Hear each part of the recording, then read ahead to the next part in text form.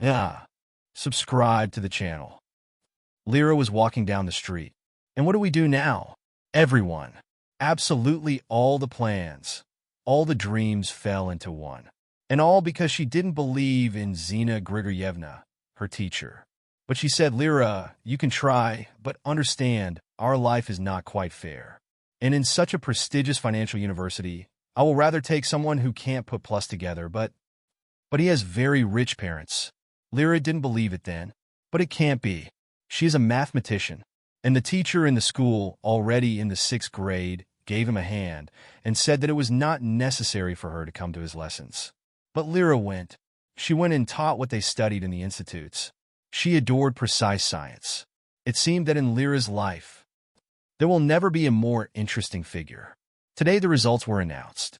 The names of those who took the exam were not there, although Lyra was sure that everything was perfect in her exams. But she found the name of the girl who passed the exam with her.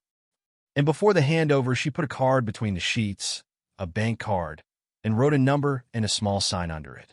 English S with 2 strokes crossed. Lyra, as usual, immediately counted how much it turned out on hours and almost fainted.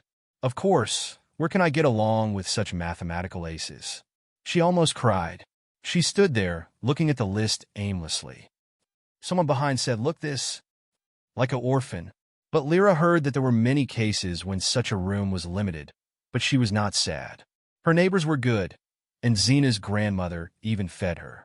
Lyra sat down on a bench near some beautiful building. It seemed to be a bank. Thoughts were confused in her head. She wanted to eat and also cry. And from there, shaking her fist, a woman jumped out. Who needs you? I'll find a job 100 times better. She turned to Lyra and spat next to her on the bench. No, that's what they think of themselves. Their clients are serious. Me too. Well, I drink a little, and what? Only now Lyra noticed that the woman was in a rather shabby place. She spent 3 months of her life on this organization, and they just like that. For one smell only, she was fired, and she worked as a cleaner in them. When the woman hid, a crazy thought came to her head. She got up and headed to the bank doors. And suddenly, she explained to the guard at the entrance that she had come on a vacation. A cleaner. She was immediately taken to the office of some woman. How did you find out about the vacancy? It appeared only minutes ago. Lyra told me that their former employee sat on the bench. That's it, I understand, Arsemianovna. She was warned twice, but nothing helped. Lyra barely held back not to slap her hands. She was shown what was standing, and she started.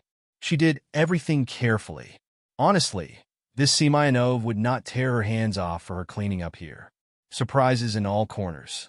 A couple of weeks later, Lyra already knew that this bank was young. The owner was about, but now he is not. He has gone somewhere. The one who took her. This is the assistant and deputy of Mikhail Sergeyevich. Lyra also found out that this bank has a large salary and people are firmly holding on to their place. For the first time, she saw the owner 2 months later. The fact that he came told the all employees depicted such a stormy activity that Lyra became funny. Of course, she was very jealous of them all, especially people who were doing calculations, that is, making a profit to this very bank. Mikhail Sergeyevich turned out to be a young and pretty man. It was this prince that Lyra saw in her dreams. But who is he and who is she? The girl threw out all sorts of extraneous thoughts from her head and took the swagger as usual. Lurk, will you go to lunch? Natasha looked into the back of her handbag. She worked in the operating room, met and escorted customers, consulted who was better to ask a certain question. She was a good girl, and one of the first to make friends with Lyra. No, Natasha, I have pancakes with cottage cheese today, I'm here. Lyra showed on the table in the corner and continued. Maybe you're with me? I have a lot. Natasha stood for some time, then waved her hand. I can't refuse your striptease. They sat down, and Natasha sighed. You already thought where you would go. What do you mean? Well, where are you going to look for a job? Lyra stopped chewing. Why should I look for a job? Actually, I was going to stay here until the next job. What are you doing? You don't know anything? Natasha rounded her eyes. Yes, you say it in a good way. If I knew something like you say, I wouldn't ask. The girl lowered her voice. In general, no one seems to know anything, but everyone is talking about it. Mikhail Sergeyevich, he is not his own. They say that the bank will go bankrupt in a little while. That is, we will go look for new places. It can't be. And why? After all, everything was fine. Oh, there's something completely confused. Someone I don't know offered our boss this somewhere. I don't know either. In general, invest the money. Well, he lost everything. Says that only a miracle can save us. A miracle? What is it? I don't know that. Well, miracles don't happen in the world. But Rima Makarovna said that you need something like that. In general, you need to calculate everything so correctly and jubilantly to last 3 months on the floor, and only after 3 months the insurance company will return something there. And if we don't hold on, that's it. Into the bank. We don't have such specialists, and we never had. Lyra was extremely upset. She will definitely not find such a salary anywhere else. Natasha left a long time ago, and Lyra kept thinking. In the evening, when the office was empty, she went to wash the floors. Boss's office was always left for later.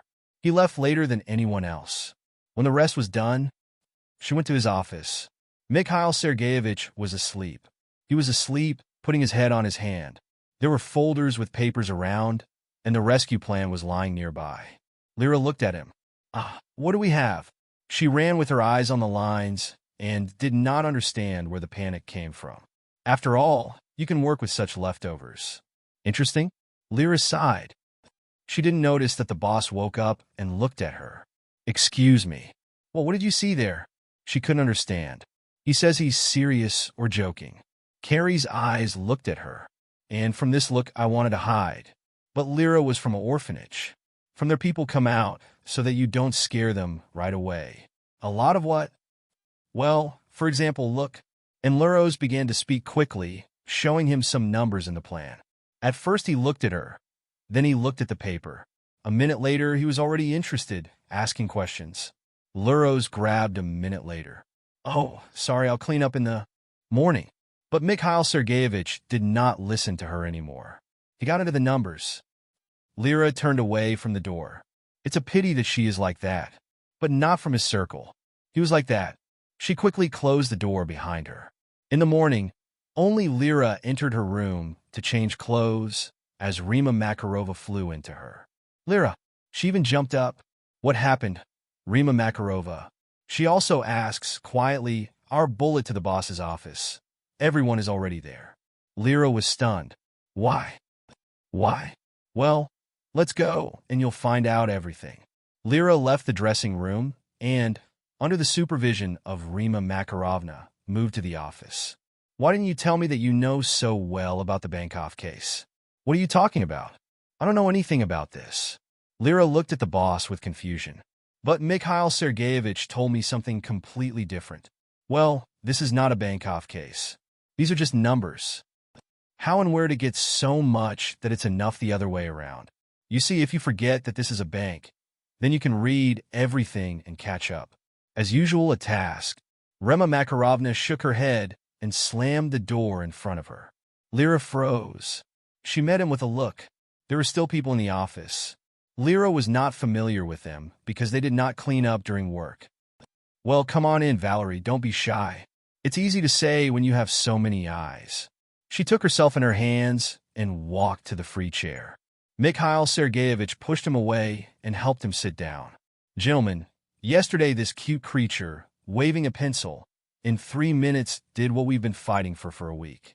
I still don't understand how we haven't seen such a simple solution, but... So, you've seen everything. Valerie, I'd like to ask you, what's your education like? She was embarrassed and shook her shoulders. She graduated from school, didn't go to the financial institute, even though she passed the exams. Mikhail Sergeyevich was obsessed with her. What school? If I'm not mistaken, you're already, right? I went to school at the age of after I got into the orphanage. You mean to say that without a special education you were yesterday? Incredible. You know, I have to ask, don't you want to see everything? And maybe tell us the way out of the situation? Someone at the table said no, but this is complete nonsense. The floor washing machine will save the bank from bankruptcy. You forgive me, but I'm not going to participate in this. Mikhail Sergeyevich turned to him. Sit down. Actually, this is your department. You didn't do your job. The man blushed and sat down. Lyra, what do you say? She smiled a little. It's okay. I need to see everything. But it's like a task. Until you understand the conditions, there will be no solution. Lyra sat in Mikhail Sergeyevich's office. The mountain of the papers she had seen was gradually increasing. Some she put aside, didn't look at the time.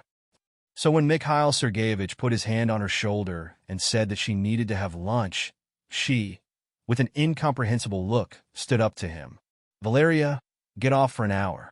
The lunch was brought right here. She was grateful and smiled.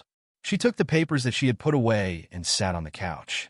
Mikhail had already taken out the food from the containers. Today the whole office had lunch in the working places. With these clients, you need to stop working or sign a contract on other conditions. You look at the percentages. There can't be any of these in one bank. Michael raised his eyebrows, looked at the leaflets, a little shocked by what he saw there. He walked up to the door and asked the secretary to invite Rimu. Valeria heard him tell her, "What is it? Tell me, what are we doing, Charity? Find out who signed the contract and come to me for the carpet." Lyra lived in Mikhail Sergeyevich's office for almost 2 months. During the breaks between calculations and documents checking, they talked. Mikhail turned out to be not only an interesting man, he was also a great interlocutor and a man with a good sense of humor. He asked Lyra many times about her life, about her dreams. It was easy for her to talk to him, and she told him everything honestly. That day, or rather that evening, came when Mikhail was called and told that insurance had been issued on the account. He jumped, grabbed Lyra, and circled around the office. "Lurka, we won. We're saved." Lyra looked at him, smiled, and wanted to cry herself. Of course, she was happy for him, but that meant that they would no longer be together. "I invite you to a restaurant." "No, we spent so much time in 4 walls, I don't want to go to a restaurant. Let's go for a picnic." An hour later, Mikhail already set the fire, and Lyra cut vegetables on an improvised table. They were in the outskirts of the city, by the river. There were no houses here. "It's night." Was the most beautiful in Lyra's life. She had no one before Misha, and she had no regrets that he became the first one in her life. 2 weekends passed. Of course, Lyra hoped that Mikhail would at least call, but she understood. Nadezhda is small. He is a banker. The owner of the bank is her, and she is an old-timer. On Monday, as usual, she came to work. She was met by Rima Makarova. She said with her eyes that she needed to get a bill, and that Mikhail Sergeyevich fired her. Lyra was furious. "Why? Did I do something wrong?" Rima looked at her. "Lyra, we don't understand anything.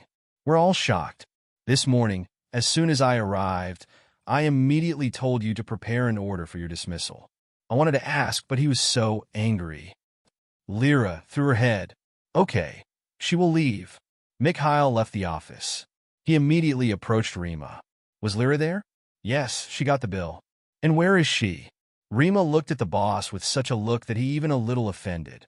"Probably looking for a job in the city, or maybe at home tears are pouring. You can of course fire me, but I will say." Mikhail smiled. "Rima Makarovna, I adore you." He smacked the confused woman and rushed out. Lyra was already approaching the house when a familiar SUV blocked her way. Misha jumped out of it, and he had a bouquet of flowers in his hands. Lyra stopped and looked at him. "Lyra, why are you staring at me?" "Yes, I fired you, but only so that you could study normally. And I forgot to say that you were registered at the financial institute." "Well, there's my client, Rector. Are you serious?" Misha looked around, then asked, "Am I not alone here?" Lyra laughed and knocked him with a fist in the chest. "I was so offended, so angry. But why did you do it all?" 2 months passed. In the office, they were still looking at Mikhail. But the preparation for the New Year's corporate was going full speed. Everyone was already sitting at the table, which was in the best restaurant in the city. There was only Boss. Judging by the fact that there were 2 chairs in the head of the table, Mikhail Sergeyevich will not be alone. He will definitely bring some long-legged empty. Finally, he appeared. Next to him was an insanely beautiful girl. Silver dress on the floor, high hairstyle, beautiful makeup. She didn't look like the previous boss's girls, and she reminded someone very much. Rima jumped up. "Lurko." Everyone was worried. They stopped hugging the girl. Even the boss was pushed away. Mikhail smiled. When everything calmed down more or less, he knocked the fork on the glass. I want to introduce my bride to you. We have a wedding in 3 weeks. I invite everyone who is here with us now. I know that you all thought about me these 2 months, but I am not offended. I am happy that people work with me, not robots. Lyra is studying now, so she does not have time to wash the floor. They laughed at the table, and someone shouted for love. Lyra is... She turned to her future husband and happily looked into his eyes. Thank you for watching to the end. If you like the story, I hope you will support it with the thumbs up button. All the best!